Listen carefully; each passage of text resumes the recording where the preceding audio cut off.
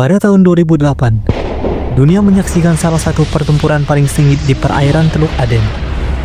Sebuah kapal perang India, yaitu INS Tabar, menghadapi kapal bajak laut Somalia yang dikenal menggunakan kekerasan brutal untuk menyerang kapal dagang.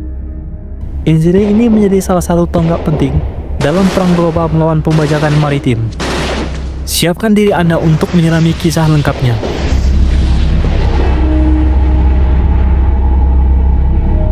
Sebelum kita masuk ke kejadian utama, mari kita bahas dulu latar belakangnya. Teluk Aden adalah jalur pelayaran yang sangat penting. Lebih dari 20.000 kapal dagang melewati wilayah ini setiap tahun, membawa minyak, barang elektronik, dan komoditas lainnya. Tapi, mulai awal tahun 2000-an, wilayah ini berubah menjadi zona yang sangat berbahaya.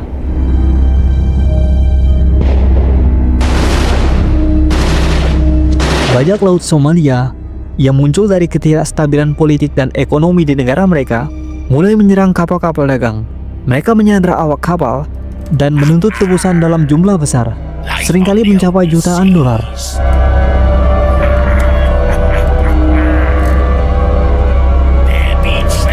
Bajak laut ini menggunakan taktik yang berbahaya. Mereka menyerang dengan kapal kecil yang cepat, memanfaatkan elemen kejutan. Namun, yang lebih mengkhawatirkan adalah kapal induk atau mothership. Kapal ini digunakan sebagai markas terapung, membawa bahan bakar, makanan, dan persenjataan berat.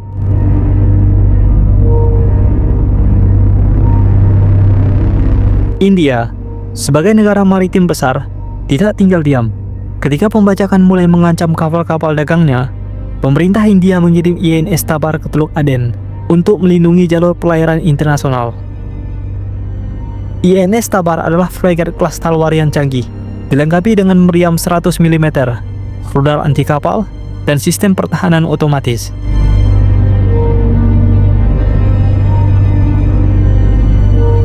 Kapal ini memiliki kru yang terlatih dan siap menghadapi ancaman apapun. Misi mereka jelas, menjaga keamanan di Teluk Aden, dan jika perlu, menggunakan kekuatan untuk melindungi kapal-kapal sipil. Pada 18 November 2008, sekitar pukul 8 malam waktu setempat, radar INS Tabar mendeteksi sebuah kapal besar yang mencurigakan. Kapal ini membawa beberapa kapal kecil yang biasa digunakan untuk menyerang kapal dagang.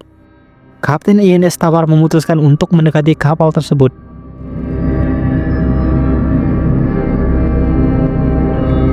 Mereka memberikan peringatan melalui pengeras suara, meminta kapal tersebut berhenti dan menyerah untuk pemeriksaan. Namun, respon dari kapal tersebut jauh dari yang diharapkan.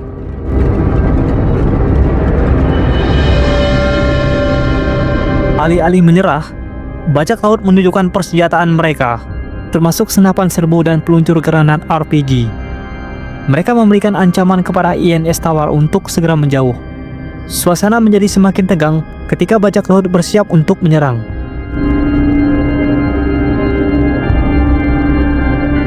Beberapa saat kemudian, bajak laut benar-benar meluncurkan tembakan RPG ke arah INS Tabar. Meski serangan itu meleset, tindakan ini dianggap sebagai ancaman yang sangat serius. Menghadapi serangan langsung, INS Tabar merespon dengan kekuatan penuh. Mereka menembakkan meriam utama 100 mm, menghancurkan bagian depan kapal induk bajak laut. Ledakan besar pun terjadi, yang kemungkinan dipicu oleh bahan bakar peledak dan bahan bakar di dalam kapal tersebut.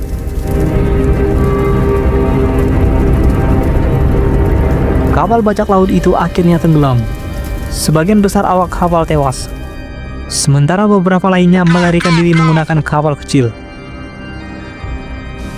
INS Tabar melanjutkan patroli setelah memastikan tidak ada ancaman lebih lanjut.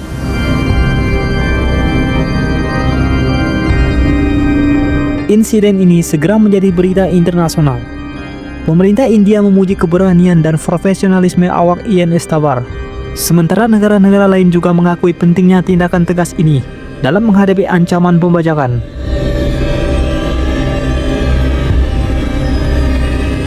Insiden ini juga mendorong penguatan operasi anti pembajakan di Teluk Aden. Negara-negara seperti Amerika Serikat, Inggris, dan Uni Eropa mulai mengirim kapal perangnya untuk menjaga perairan ini. Setelah kejadian ini, aksi pembajakan di Teluk Aden menurun signifikan. Bajak laut mulai berpikir 2 kali sebelum menyerang kapal yang dikawal Angkatan Laut. INS Tabar menjadi simbol keberhasilan dalam melawan pembajakan.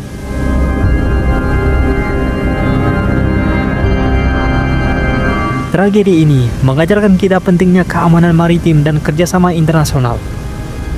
Laut adalah jalur kehidupan ekonomi global, dan ancaman apapun terhadapnya harus dihadapi dengan tegas.